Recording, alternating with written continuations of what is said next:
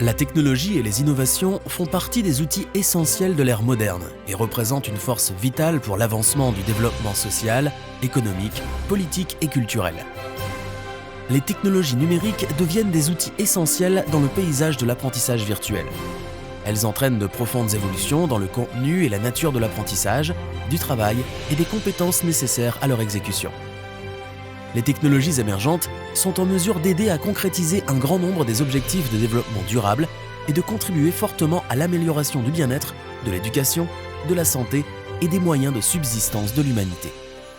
L'évolution mondiale vers l'apprentissage et le travail en ligne se traduit par une plus grande flexibilité et par des écosystèmes d'innovation transformatrices qui favorisent l'amélioration des résultats sociaux et économiques dans nos vies collectives et individuelles.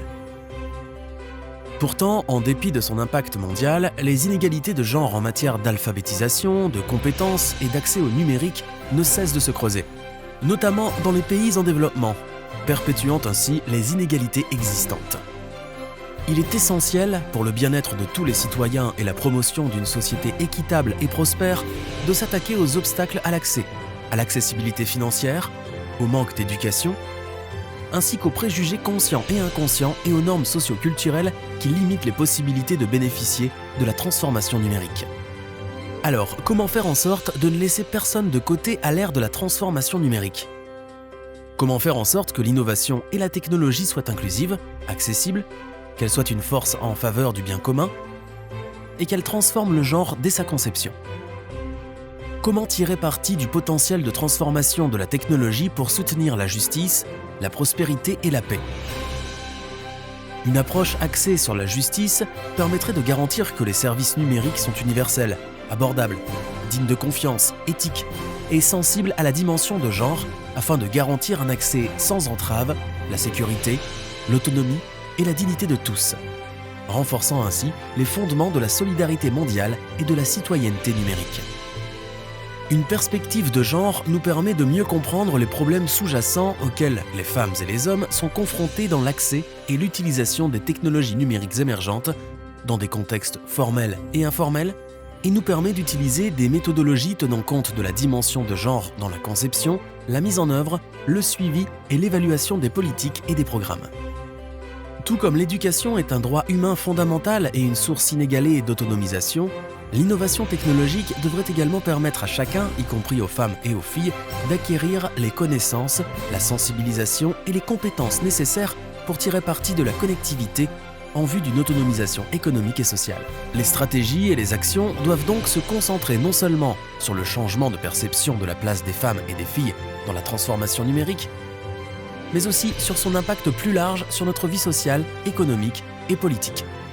Dès lors, comment remédier à la sous-représentation des femmes dans les principaux secteurs technologiques émergents ? Et comment se prémunir contre les abus en ligne et la violence basée sur le genre facilitée par la technologie ? Un écosystème d'innovation habilitant et transformateur de genre garantirait l'inclusion des femmes et des filles dans la conception, la création et la gouvernance de la technologie et des espaces en ligne afin de promouvoir une évolution numérique sûre, inclusive et équitable,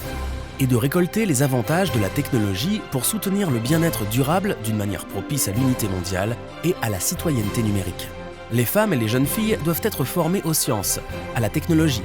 à l'ingénierie et aux mathématiques, STEMS, afin que les technologies d'avant-garde favorisent la requalification et l'amélioration des compétences dans un monde du travail en mutation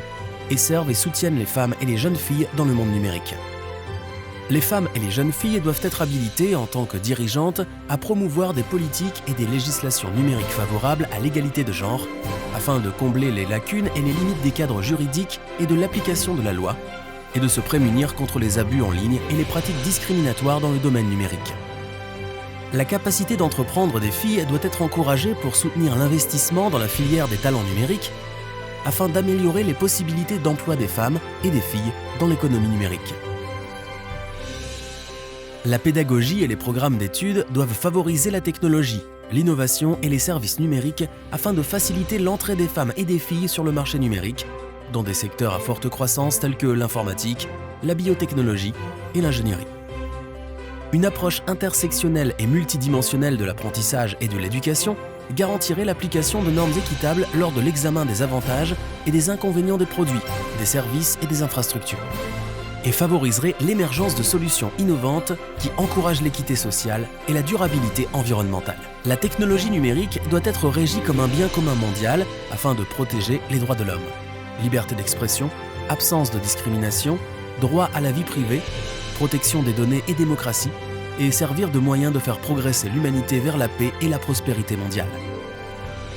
Combler le fossé numérique, une perspective basée sur le genre.